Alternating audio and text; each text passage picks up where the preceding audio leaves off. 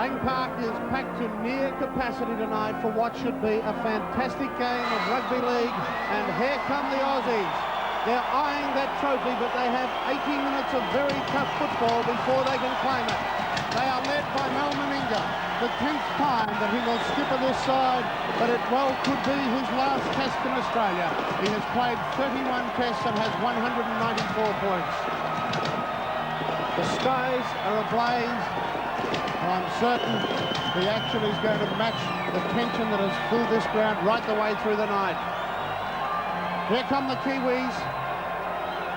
It's a restructured Kiwi side for tonight, forced by a dramatic week of injuries here in Brisbane, and of course that 44-0 trouncing at the hands of a revitalised Aussie team last week. They too covered that trophy. They have not won a Trans-Tasman series since 1953, almost 40 years ago. They know they have a chance of creating history tonight, but they'll be doing it very tough against an Australian side that is fired up. The Aussie side will have Ettinghausen at fullback, Khan and Wishart over his eye injury on the wings, Meninga and Daly in the centres, Jackson and Langer the halves. Clyde, Gillespie and Geyer will form the back row, and Bella, Steve Walters and Craig Salvatore the front row. The coach, of course, is Bob Fulton. The New Zealand side tonight, as I said, has been restructured for this match, but it is packed with experience. Frano Botica remains at fullback. Richie Blackmore is on the wing. Watson takes up his third position in 3 matches for the Kiwis. McCracken and Iro are in the centres. Freeman and Friend at the halves. Nicow, Mercer and Mann at the back row. Brown, Wayne Mann, the cousin of George Mann, and Todd and the front row. So that's how they line up here at Lang Park tonight. A huge Kiwi contingent cheer the black and whites on, but I think, Wally, they will need more than their supporters in the crowd and the guile of Bob Bailey tonight, because they are really staring down the barrel. Yes, the man just on screen then, Pat, has got to play a super performance in tonight's role. He's got the job of course, picking the team up after the disappointments of last week's match, and I'm sure he's been working long and hard on that, and tonight, his 15 minutes or so before the game in the dressing room would have been his toughest assignment all week. John Holdsworth, the man who sent both Peter Jackson and Jared McCracken off in the second test, says he will take no nonsense tonight. We have a kick-off, and Meninga, the skipper, leads them out towards the quarter line. Will it be his last test match in the green and gold? This is Salvatore. The forwards were the men who laid the foundation for that massive win in Sydney. They will need to produce another Herculean effort tonight. Bella is outside the Australian quarter line, and Steve Walters is looking for runners on the blind side. Interference in the play of the ball. We have our first penalty after some 20 seconds of play.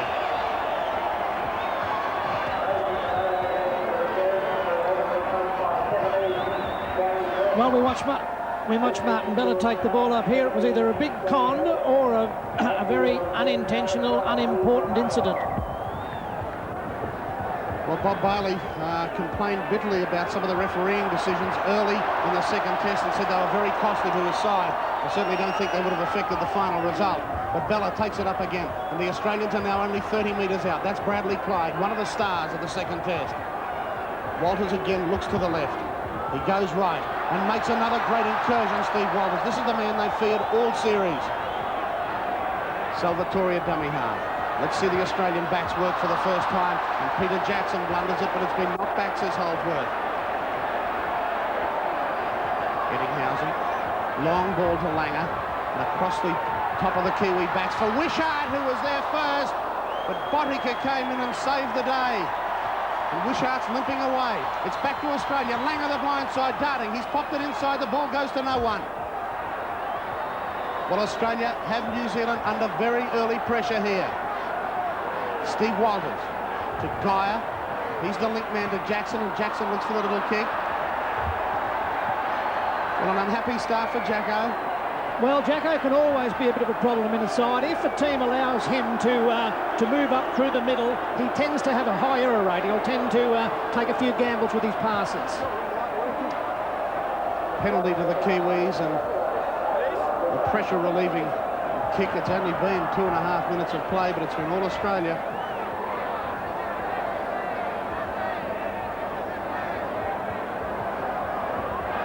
Man to Todd. What a work rate he got through in the second test. Played so well on a losing side. Plenty of Australian defence and vigorous defence at that. Salvatore with that extra push has cost Australia another penalty. Well, the Kiwis were asking for that one. They pleaded to the referee. What about the balance up for the Bella one earlier? Let's have a look at it, Wally. Yeah, I thought this was pretty much a fair call from the referee. Certainly did push him forward, and Mark Guy being walked for a back chat, according to the referee. But I think this first 5 minutes is just going to be a little bit of sorting out from both teams and the referee.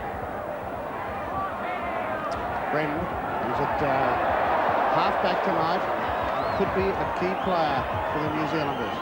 Todd on the burst. And he meets Bella. A clash of the big men, and Bella comes out on top as they drive Todd backwards with the help of Mal Meninga. Brendan Freeman working slickly in the halves, but they've lost ground. Langer was there. Freeman looking for the touchline inside the Australian quarter line and finds it easily. New Zealanders just having a little bit of trouble settling into a bit of a pattern there, Pat. I think they should have been concentrating on just getting their forwards taking 3 or 4, perhaps swinging it wide of their backs, or else kicking long and deep trying to trap Australia. That seemed to be a bit of a confused kick there. This is Willie Kahn breaking up Langer's pass from that scrum win. He's forced back. Jackson. Look at the winger, the New Zealand winger, all the way in field. If Australia moves the ball back the other way, they'll catch us short, New Zealand short. Now, this is how they created so much ground in that second test, by running the angles from the ruck, Wally, and it looks like they're going to use that plan again tonight. Yes, I think so. Australia look like they're ready to run it from anywhere on the football field. Just shows how much confidence they've gained through that magnificent win in Sydney only 7 days ago. Geyer was standing still and still managed to make 10 metres outside his own quarter, but it's the 5th tackle. And here comes a touch judge. Plenty of attention for Mark Geyer in that tackle. Nick Howe was there. So too was George Mann and Brent Todd. You'll remember that Todd and Geyer clashed.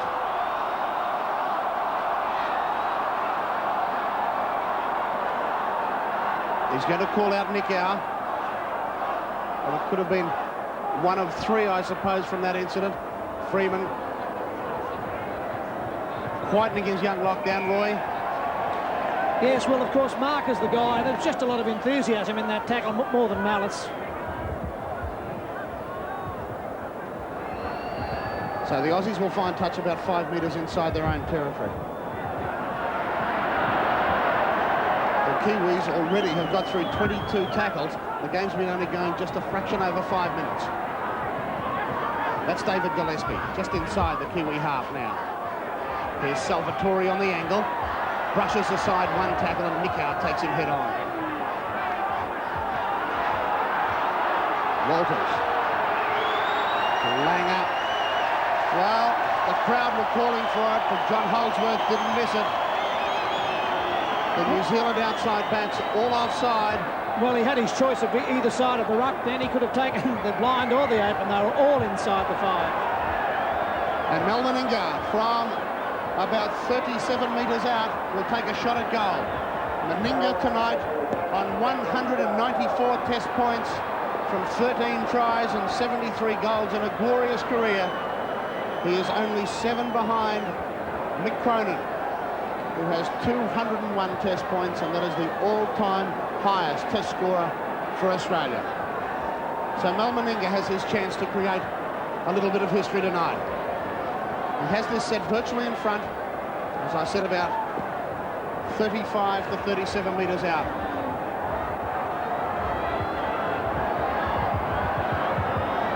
As many of the experts predicted, it was a stop-start sort of opening to this match, with so much at stake for both sides.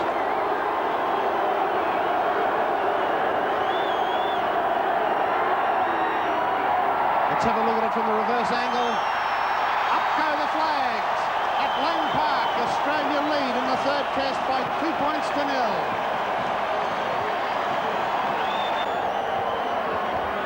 The Kiwis very keen. They rush this ball back for the kick-off.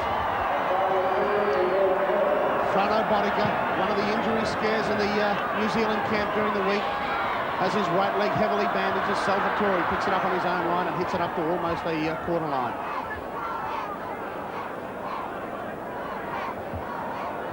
Roberts has his forwards there. He opts to take Daly. Plenty of attention for Clyde, I should say it was. And again, we see another penalty. It's pretty obvious, Wally, they're trying to slow the game down. Yes, it's crazy play from the Kiwis, really, Pat. Surely they've realised by now the game is some 9 minutes, 8 or 9 minutes old, and the referee has shown on 4 or 5 occasions that he's quite willing to blow a penalty if he thinks the players from either side are slowing it down. Now, players are continuing to do so. If it continues at this trend, we're going to see about 40 penalties for the match.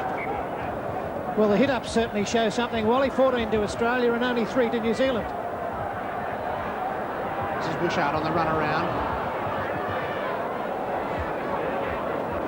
Salvatore, and they were sitting in his pocket.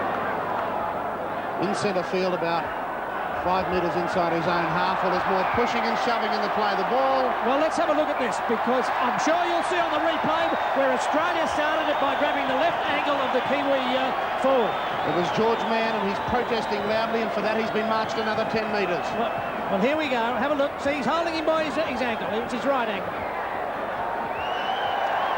Well, yes, I think that one's called milking a penalty there, Roy. No doubt whatsoever that Craig started it. Perhaps it's good play from him. It certainly opened up the opportunity for 2 further points for Australia. Well, Wally, if we keep on target, we've had 7 penalties in 9 minutes. We're going to see a lot of breakdowns in this match. And it's not the sort of football we want to see, and it's not the sort of football that the fans want to see. No, that's right. And it's not suiting the New Zealanders one little bit. Let's have a look at it again. And watch Salvatore grab George Mann's leg. Little push. And then George Mann protested loudly, and that has moved Meninga to within kicking range. He's right in front, about 4 or 5 metres back from where he landed that last attempt just a couple of moments ago. 10 minutes into this third and deciding test match here at Lang Park. Australia lead 2-0.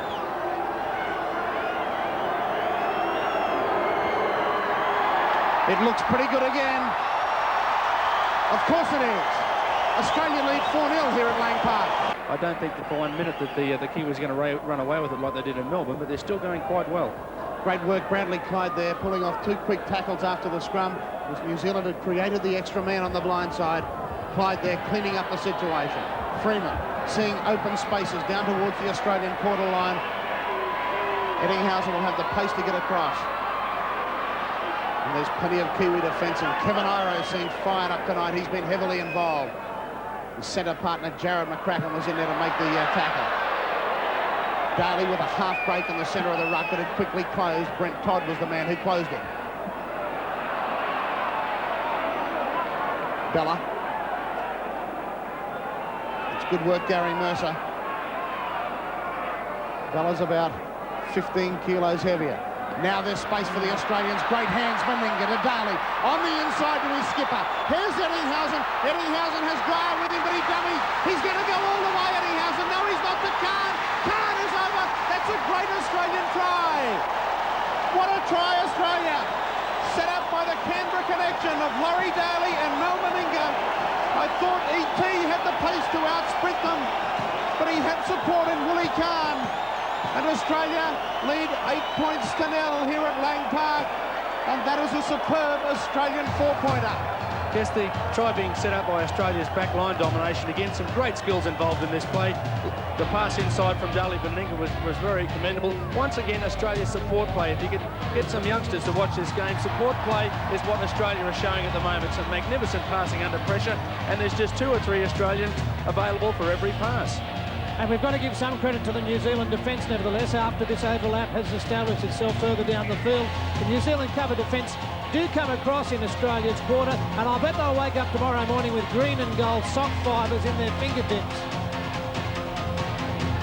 Well, you can see, Roy, some where Alan Langer started that movement. It was just outside the Australian quarter line. So what a great try it was. And let's have a look at the handling of the Canberra connection here.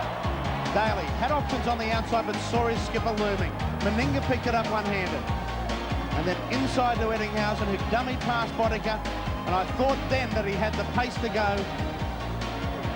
Pops the speculator to Willie Kahn, and Willie Kahn has the pace to go across. And Bob Fulton sitting amidst the crowd. No smile yet. Oh, Johnny Raper's got a big one on. He knows they've picked the right side. They got it right for Sydney. Here's the angle for Meninga. This one a lot tougher than the previous two. Only about 6 metres in from touch, just outside the quarter line. A couple of deep breaths for the Australian skipper.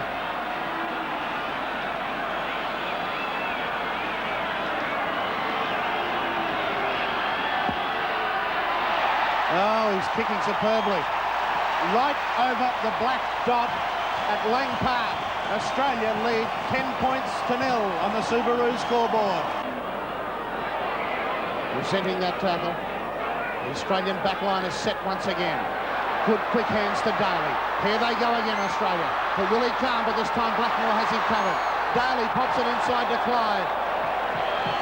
Wally, the New Zealand back line, moving up as a straight line, it's a very bendy line, leaving a lot of gaps, don't you think?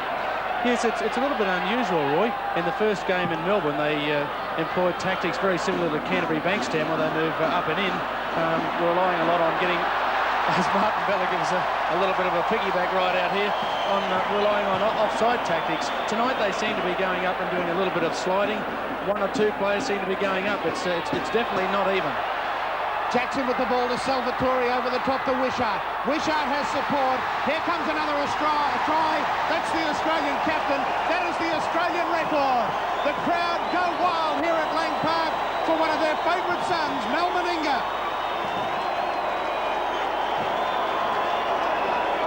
This is a moment he will savour for a lifetime in what could very well be his final test in the green and gold. Yes, well, Australia were here cashing in on the skills that they displayed in the ruck previously. Players going into gaps. Rod Wishart again proving a handful for anybody in front of him. And Mal Meninga's positional play, once again, extremely commendable. Trying to stop that big fella from that far out. Well, you can give up. You might as well be sitting at home in your lounge room chair. Well, it just shows, Mal, it just demonstrates that a man so big like that and who can run so fast is almost impossible for anybody to stop. Well, Wally, I'm certain you've only got words of praise from Mal Meninga, as I said, playing in his 32nd Test match tonight. You've played so many of them alongside him, and he's been one of Australia's greats. He certainly has been, and I'm sure he's not finished. He's going to want to go on. Perhaps he'll be playing in Australian colours next year, should he get the opportunity, if he goes to England. He's in tremendous form at the moment, and his goal kicking reminds me of that very first State of Origin game where he kicked 7 from 7. He was a lot younger, but these days he's a lot better footballer. Not that he wasn't a great player then, but he's just showing every skill in the book tonight, and I think we're a long way from seeing the end of the chapter in this game. 31 years of age, 31 Test match. He's been an ornament to the game, Mal Meninga. He has this set right on the sideline.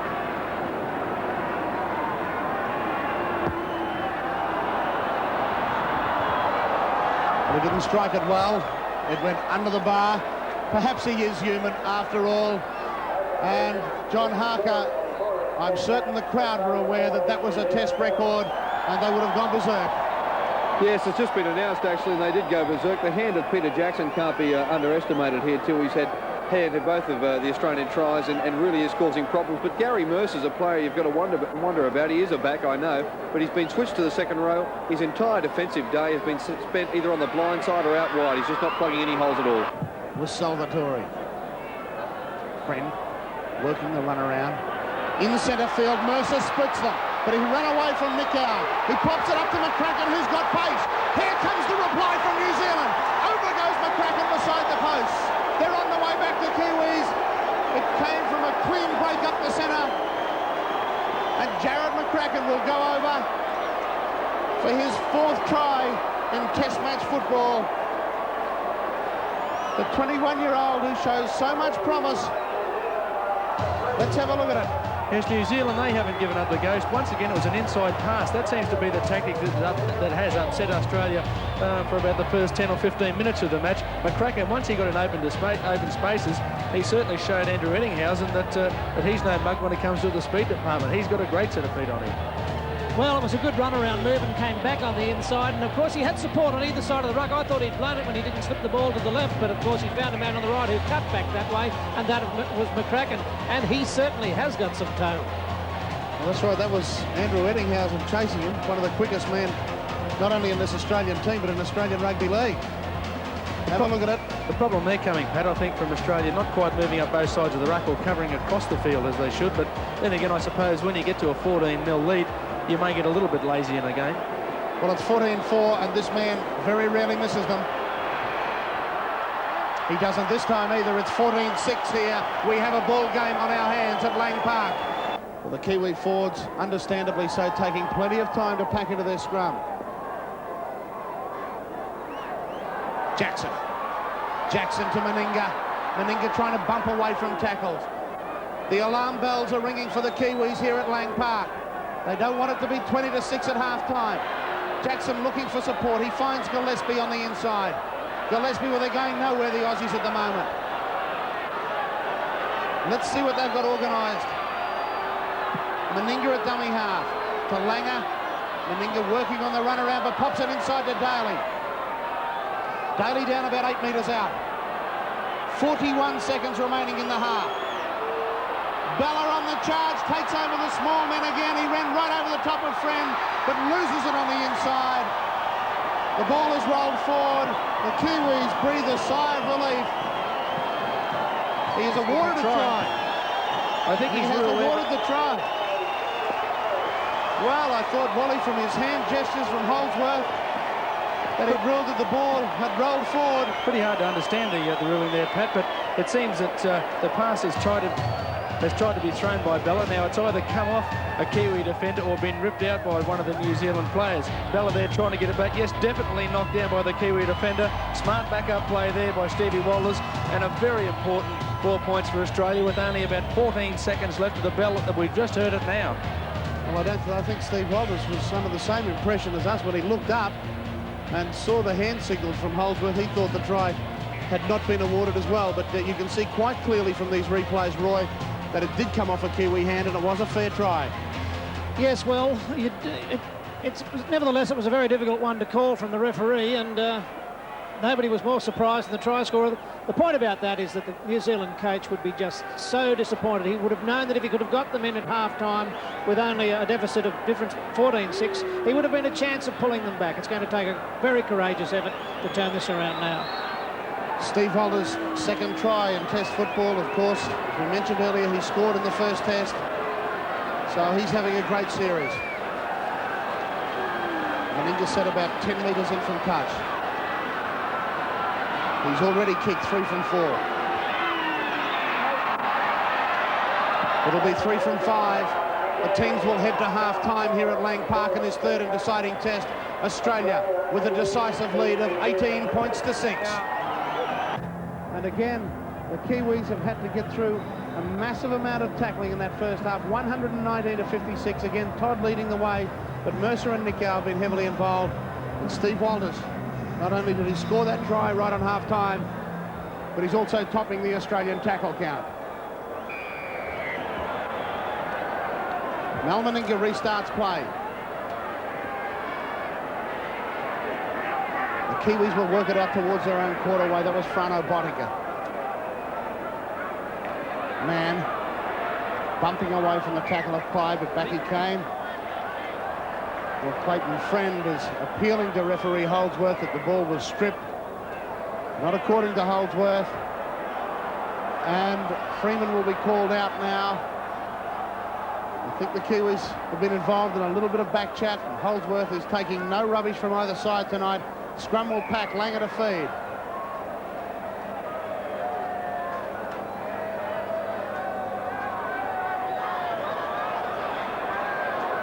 Jackson with A little inside step, but couldn't beat Bottiger. To Daly. Daly across field to Geyer, who's worked up ahead of pace to Meninga. Outside, here comes try number 1 for the second half to Rod Wishart. And that could well be the ball game. Only a minute gone. Meninga it was.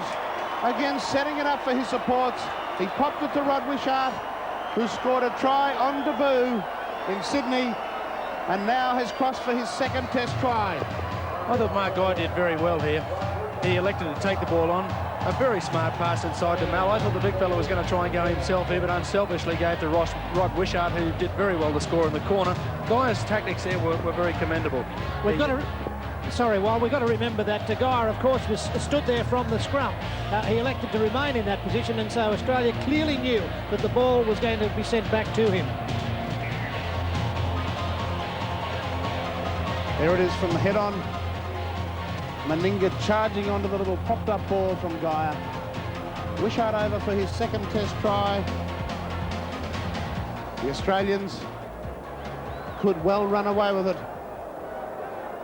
I think a pretty important point in that try, Pat, was the try was scored on David Watson's wing. Now, this guy has played everywhere in the first couple of test matches, but playing him on the wing, I think it's a position that he's not quite used to. And on the replay, it really did look as though he struggled to find where he was. It looked like he got a little bit lost in trying to match Rod Wishart there. And for a wing in a test match, it really is a specialist position.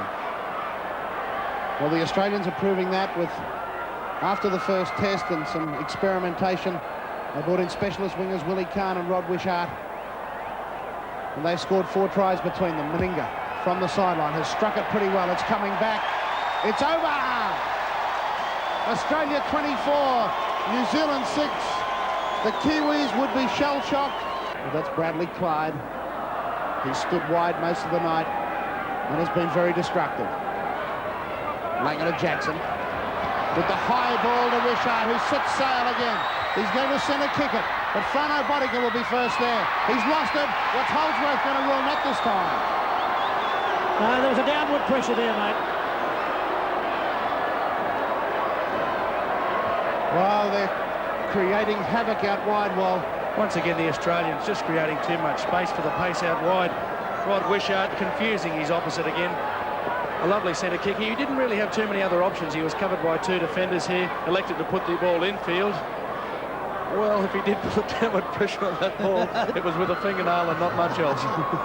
Well, look where the ball sat, Wally. Well, another telling statistic coming already in this second half, and it's only 7 minutes old. New Zealand have made 5 errors to Australia's 1. In that first test, you've got to remember in Melbourne, when they achieved that memorable victory, they coughed the ball up only 5 times in the entire 80 minutes. Jackson with tape across his head, a beautiful ball to Daly. Daly has Eddinghausen on the inside, but Nickow's there to clean up for New Zealand. Again, the alarm bells ring. They work at the blind side. Jackson cutting back in field. He came oh so close, Peter Jackson. They work it the same way. Geyer, can he unload? Yes, he can. Great try. Oh, great hands, Mark Geyer. Bradley Clyde, the man who comes up with it. Let's have a look at the replay. We'll see the magic hands from Mark Geyer over there, over the top of one defender and then popping the ball. The skills in the Australian team once again becoming evident. Geyer's height and weight advantage just far too good for the Kiwis. A clever around the ball pass. Looked to be very flat, but the referee was right on the spot, adjudicated. Support play once again paying dividends for Australia. They've had men available all night long. Well, you can see Willie Kahn come inside, but it was Bradley Clyde who lurked for that wide pass, and over he went, Roy. Yes, I think that Mark Geyer has been given clear-cut instructions by Bozo to play a little bit wider and for the outside men to run off his wonderfully timed passes. Well, I would imagine the ball would be very keen to travel a long way as soon as they saw those legs approaching. Good point, Pat. Well, he's missed this one to the right-hand side. He couldn't be blamed for that one. Nevertheless, it remains here at Lang Park in the series decider. Australia well and truly in front at 28 points to 6. About 12 metres inside Kiwi territory. Gillespie. Popping it to Willie Kahn, who tries to sneak under tackles, but that's as far as he'll go. Langer. Dumming in straight through Alan Langer.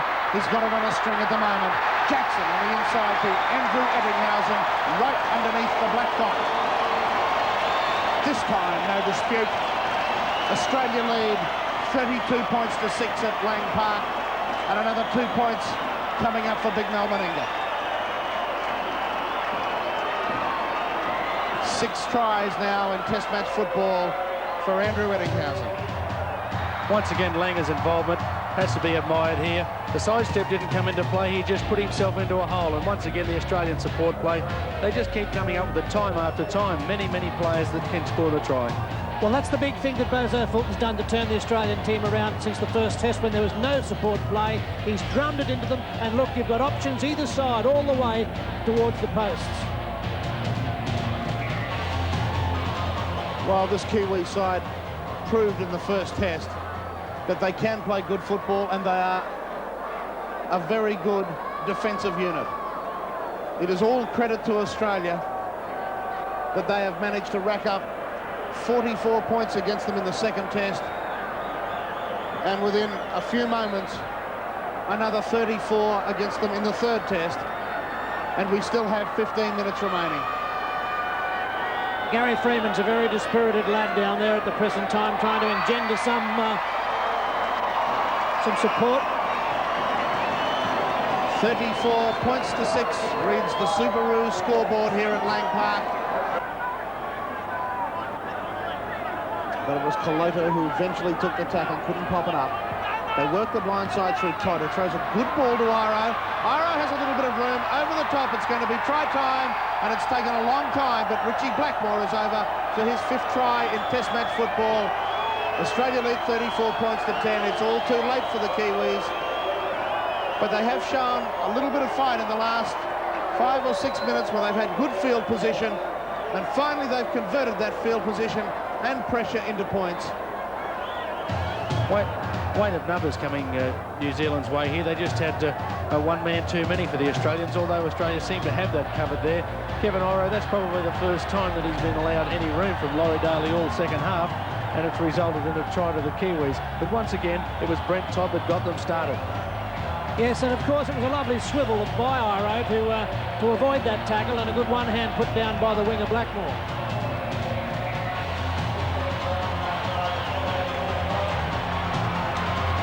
Through the tackle of Johns, who'd only just come onto the field. He was still getting warm. Well, Johnsy came out of the Kangaroo Tour with an error-free statistic sheet. He'll rue the fact that he's got one after 1 minute. Martin Bella waving to the crowd. He's been one of the Aussie heroes tonight. Podiger from the sideline. He struck it pretty well. It's working back. Over it goes. It's 34-12 at Lang Park. There's 5 minutes and 40 seconds left on the clock. John Harker, I will get to you right now. Yes, I'm down here with Peter Jackson, and what a performance, Peter. At least this time when you were sent off just before half-time, it was to the blood bin, not sent off.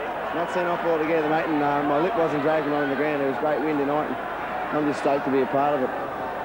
The Australian side tonight played as well as they did in the second test. I think the Kiwis, nothing can be taken away from them. The Australians were just far too good. Yeah, I think they were a lot more committed, in this game, which was pretty obvious by the fact that we scored right on half-time. Up until then, there was really nothing into it. But I think just a bit of fitness and a bit of speed, and the game really got us through tonight. And on the subject of speed, here they go again through Meninga. Meninga breaking tackles. On the inside, he's got Daly. He takes it brilliantly one-handed. He's running away from Nicow, and over he goes under the post. What a great try! Oh, they've turned it on tonight. This is great stuff, Australia. It's now 38 points to 12. It's fast, it's open, it's attacking. It's brilliant stuff from Australia. 38 points to 12, and another easy 2 points for the skipper coming up. Have a look at it again, Wally. Yes, once again, Australia's for footloose and fancy free play, getting Guy's one-arm pass again. He's got those away all night, and the big fella getting away out wide. It just seemed that it was a matter of who was going to score this try. The skills were evident all the way through it. Laurie Daly's back up, but if you can just see in the background there, Australia had 3 more people that could have scored that try. Their support play must be pleasing Bob Fulton. Well, Langer it was who instigated it, Roy. Yes, and of course, as we said, Guy standing wide, of course, has always been a thorn in the New Zealand side. I think the important thing is that Mal Meninga, Bob Fulton's allowed Mal Meninga to stay on the field and finish this great game as captain of Australia. I think the guys who would be disappointed are those that have been taken to the sideline.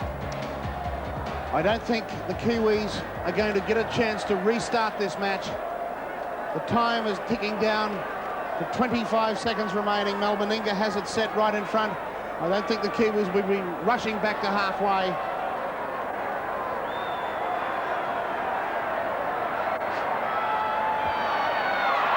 No problems. That's the 40 points that the crowd was screaming for. 5 seconds to go. The crowd will count them down on the Subaru scoreboard. It's 40 points to 12, and that's the way it will stay here at Lang Park.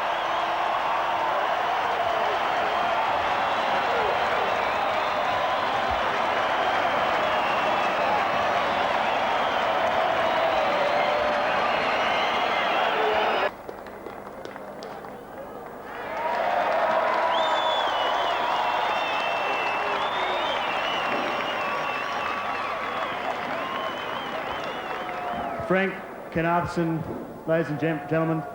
First, I'd like to thank the Brisbane, the Queensland crowd for coming here and supporting us tonight. Thanks very much for your support.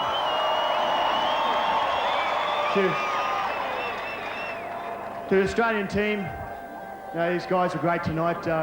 Makes me proud to lead us out there in Lang Park tonight, and it was a tremendous effort. We could have easily been complacent, but the attitude and commitment on the football field tonight just marks another era, I believe, in Australian Rugby League. To Bozo and the management, thanks very much for the last 3 tests. You've done a great effort. I just hope that we can stay together for a long, long time. To the Kiwis, thanks very much.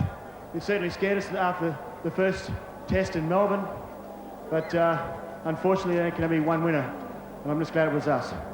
Thanks, and lastly, of course, I should thank Forex for the wonderful support in rugby league they give, and just hope that Forex can remain a part of Australian Rugby League for a long, long time. Thanks a lot.